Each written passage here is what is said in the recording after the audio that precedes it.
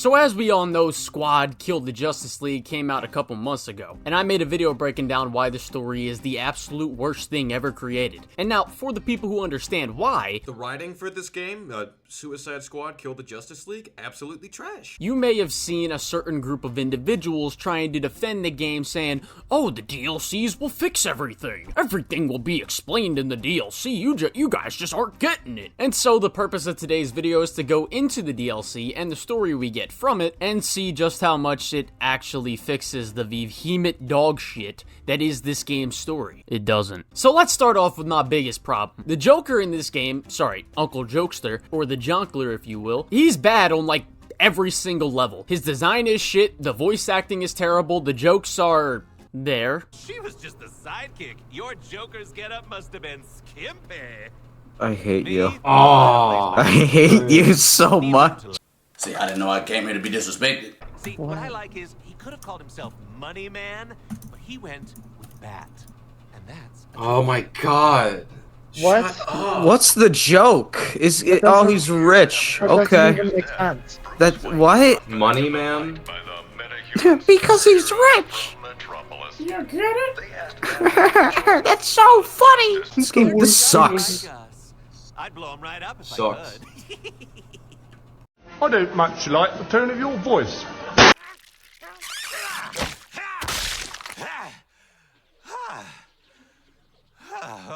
At least buy me dinner first. Yes, sirree. Thought about killing myself. And there's literally nothing interesting about the character. Now, let's get into the plot of this shit. So, first, the Joker is able to escape Brainiac's ship while tests are being done on him and the Justice League can't do the same thing. Okay, and the glass on Brainiac's ship is so weak, Joker can just kick through it. Okay, and somehow this fake statue tricks him. Okay, and then Brainiac gets him back. I'm not questioning how Brainiac is able to get him back, but he let him escape to begin. I hate this game. And then during this, like, opening thing, we get this. If only the others had listened.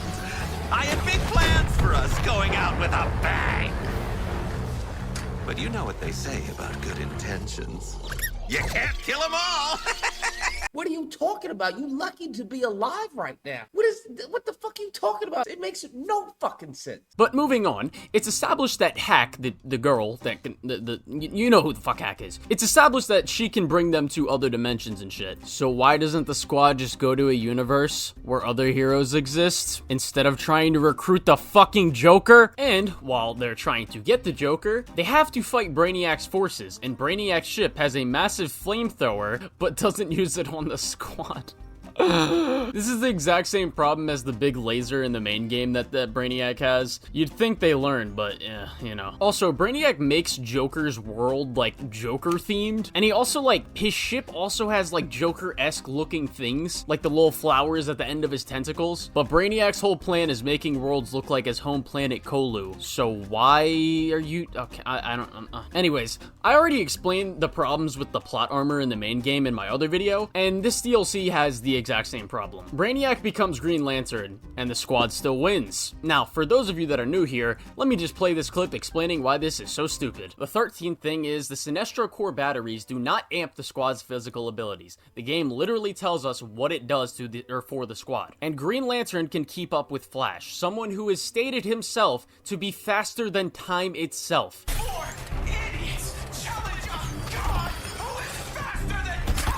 Green Lantern could grab the Squad and kill them like he does in the beginning of the game, create a barrage of guns and missiles and landmines like he does in the beginning of the fight, and when he eventually does do something similar in the boss fight, there is literally not a single reason they do not die here. I don't even care if if you could scale these to massively hypersonic reaction speeds, which they don't. There is no possible way you don't get overwhelmed by having to dodge this many things. Unless you can literally move as fast as the Flash or Superman for that matter. Wonder Woman literally effortlessly takes down the Squad with literally no effort, and now they can magically beat the Flash and Green Lantern.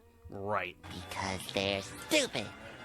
Because they're stupid. Also, once again, just like the main game, Brainiac knows Green Lantern lost to the Squad, yet becomes Green Lantern. And not only should he know they beat the Green Lantern, but he should also know they beat the whole Justice League and the other Brainiac. But guess what? He still doesn't use the overpowered freeze tech and freeze the Squad in place, just like the other Brainiac didn't do it, nor does this Brainiac make any effort to take away their countermeasures. Your intellect is as weak as your dollar. Failure is your destiny. You disrespect yourself and your nation. You are made of stupid. But I might just have a defense for this. Maybe this Brainiac heard what happened to the other one, and he was just like, nah, that just sounds like bad writing. So of course this Brainiac didn't believe it. But then, when he was in the general area of the Squad, their aura of stupidity stretched so far that Brainiac also became stupid. I think that makes sense for this DLC, and I also think it makes sense for the main game. But jokes aside, you remember when people tried defending the Green Lantern ring, like acting weird in the main game? And they said, oh, well, it's a clone ring, that's why. Well, guess what? This DLC brings that to light, because this Brainiac either took the ring of the Green Lantern he kills, and we have no mention of a clone, but also, to put that brain-dead defense to bed anyway, if Brainiac can just create cloned Green Lantern rings, then literally every Justice League member should have one, and so should his army. Also, it's still pretty stupid that he doesn't have a countermeasure in place if one of the cloned rings can just be taken still if you kill one of the wearers. Next, how the fuck is Joker not turned by Brainiac during the boss? We see in the beginning of the game how quickly this happens to people, and even if you want to pull some shit out of your ass saying, oh well, he just overpowered the purple nutsack. Okay, so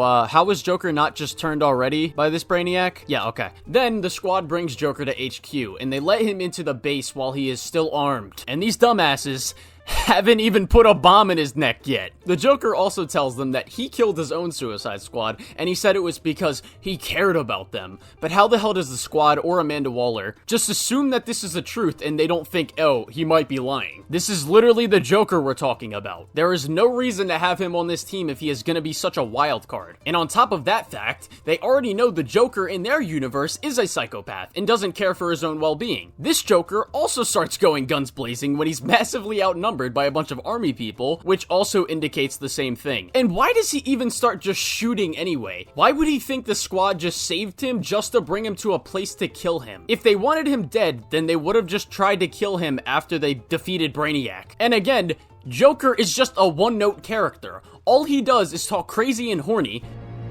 Put it in me. Oh, mates, bloody hell! Pause, wait a fucking minute, wait a minute.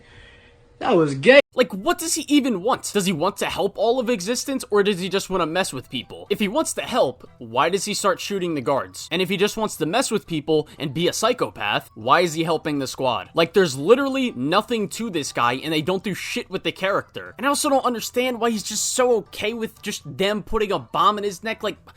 I also want to bring up, the Justice League are dead and so is Brainiac. How is the city still out of control? I understand there's still Brainiac goons after Brainiac dies, but you'd think the military and the Squad would have had the city under control by now. And then finally, and this isn't really a part of the DLC, but it's just something I've never mentioned in my previous video, but I noticed it while watching the story stuff for the DLC, and it's in the Batman Museum. Jack Ryder says that Arkham Knight and Red Hood had like similar motives, or not similar motives, sorry, similar like ways they go about doing things. Yeah, that doesn't make any sense. Arkham Knight's agenda was to destroy Gotham and kill Batman, while Red Hood is in favor of Batman and kills criminals. How the hell do their methods correlate? Because they kill people and are good at combat? Well, then I guess that makes Deathstroke the Arkham Knight or Red Hood too. It's like, what the fuck? But yeah, this DLC story is just continuing the abysmal donkey feces that was the main game story, with flying colors it seems. How these people are so bad at their jobs is mind-blowing to me. Like, it's actually hard for me to believe that the people that wrote this story are real people. What is real? How do you define real?